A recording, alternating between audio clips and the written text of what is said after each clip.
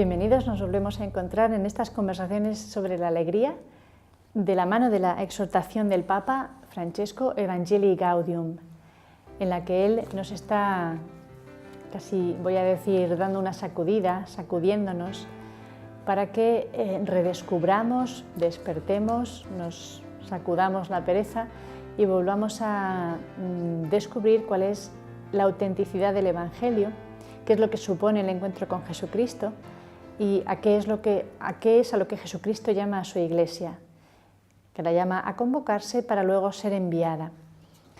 Y el Papa en esta exhortación no nos está diciendo nada nuevo, no es que el Papa, digamos, esté inventando una solución a los viejos problemas que nadie se le había ocurrido primero, pero sí que él habla de un nuevo estilo, de presentarse los cristianos ante sí mismos en la comunidad eclesial y ante los demás. Y es este estilo de la alegría, lo que él llama cristianos con la alegría de la resurrección y no cristianos que viven en una cuaresma perpetua, como dice él con sus expresiones tan familiares y que entendemos todos muy bien.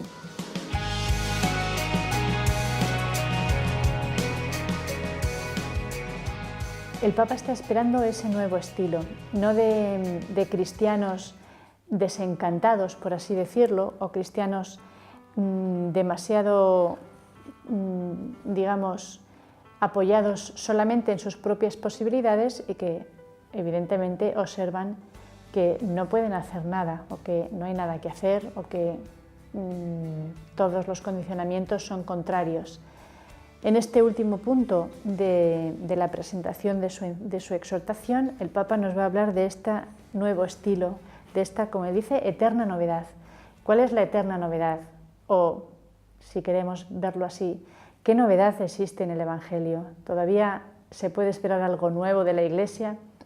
Evidentemente el Espíritu Santo nos sorprende cada vez y este Papa Francesco nos ha sorprendido, yo creo, a todos con efectivamente una novedad. No dice nada distinto de lo que han dicho los demás, pero tiene el mismo, presenta ese nuevo estilo que espera en todos nosotros, en cada cristiano.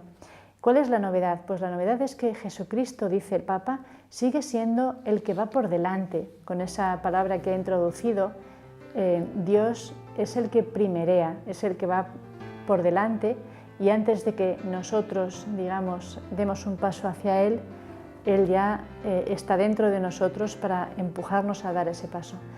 Dice el Papa, es este descubrimiento de que es el Señor el que nos envía, pero que es el Señor el que va por delante, que Él es el dueño de los acontecimientos, de la historia, de las situaciones que a nosotros nos desbordan, pero que para Él no son más grandes que su propio poder y que Él lo está conduciendo todo.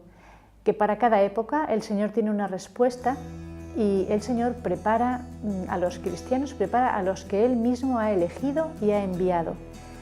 Y esta es, dice, la novedad del Evangelio, la eterna novedad. Novedad porque para cada tiempo es nueva. No son lo mismo los santos, digamos, del siglo XIII o del siglo XV o del siglo XVIII que los que el Señor ha preparado para el siglo XXI. Los mismos papas, los últimos que hemos conocido en los últimos años, las últimas décadas, ciertamente se ajustan, dan la respuesta adecuada, digamos, la respuesta providencial para cada momento de la Iglesia. Y digamos que esta es la renovación también que el Papa espera de nuestras mentes, que no nos sintamos agotados en nuestros esfuerzos o en nuestra imaginación o en nuestras capacidades, que la Iglesia no se sienta agotada, digamos, en su potencia evangelizadora, porque es siempre Dios el que va por delante. Él es el que da la gracia, Él es el que da la fuerza.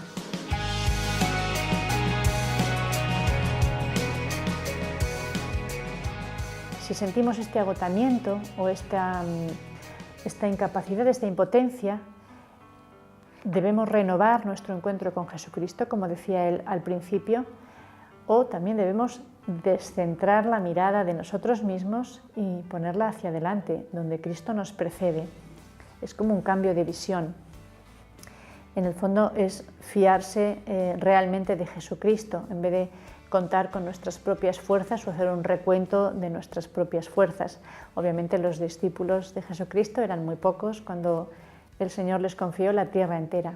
Todos los rincones, como dice el Papa, de la tierra eran pocos y eran impreparados. Pero esto para el Señor no cuenta, lo mismo le da muchos que pocos.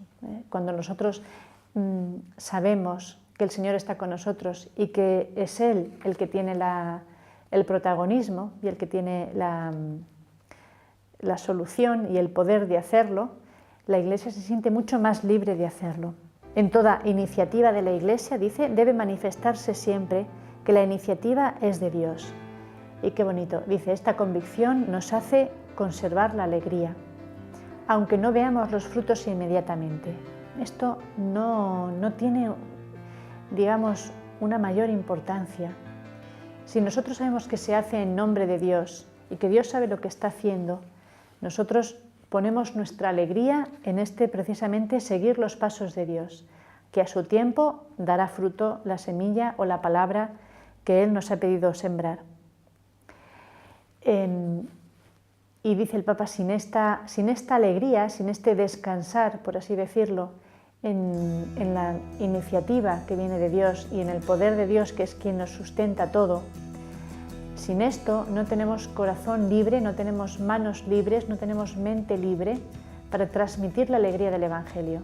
Si uno tiene que estar sujetando a la Iglesia y sonriendo al mismo tiempo, le va a ser muy complicado.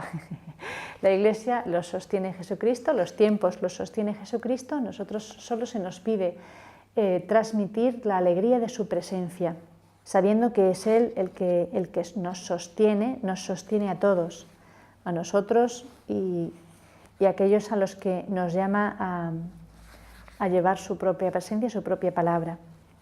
Y esto, dice el Papa, nos renueva, como dice la Biblia también, renueva nuestras fuerzas, reanima al cansado, fortalece las rodillas vacilantes. Nos invita el Papa a hacer esta experiencia, confiar en Él nuestras preocupaciones y sencillamente ir en su nombre. Todos los que han sido enviados por el Señor en el Evangelio y en el Antiguo Testamento, pues obviamente han visto sus dificultades. No, yo no puedo, yo soy pequeño, yo soy joven, yo soy tartamudo, yo soy extranjero, pero la experiencia es siempre la misma. Si van en el nombre del Señor, si el Señor los manda, tienen que ir con libertad y con confianza.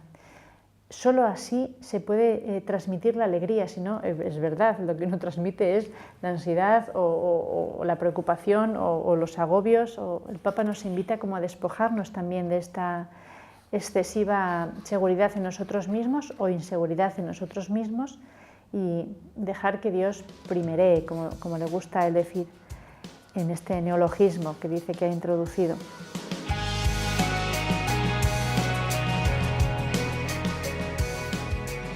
Renueva el Papa otra vez un concepto que parece que le es muy querido y que es el concepto de la memoria, que ya había, digamos, había ya dejado claro el papel de la memoria en la encíclica Lumen Fidei.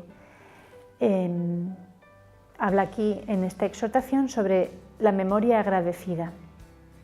Los apóstoles, es muy bonito, dice, jamás olvidan, en los evangelios se ve que no han olvidado el momento en el que encontraron a Jesucristo. Nos dicen hasta la hora, era la hora cuarta, tal, se acuerdan de los detalles, es un encuentro que les ha quedado muy imprimido en la memoria. Y es esta memoria agradecida, qué expresión tan feliz, la que sostiene la fe de los evangelizadores. Un evangelizador es un hombre, dice, memorioso. No sabemos si la palabra existe o no, pero él la utiliza. Es un hombre que tiene siempre su memoria cuidadosamente ordenada. Nosotros ni somos cuidadosos ni somos ordenados, pero es un esfuerzo que se nos pide hacer. Mantener la memoria o mantener en la memoria aquellos momentos en los que el Señor se nos ha acercado, lo hemos experimentado, hemos conocido de su existencia, de su actuación, de su bondad, de su amor, porque esto es como una batería, como una pila, ¿verdad?, que permite que la luz siga brillando aunque haya habido un apagón. El creyente, dice, es un hombre fundamentalmente memorioso. y la alegría evangelizadora brilla sobre el trasfondo de la memoria agradecida. Son palabras llenas de sentido y que nos ayudan también a nosotros a encontrar el camino, no solo de la alegría, sino del saber conservar la alegría.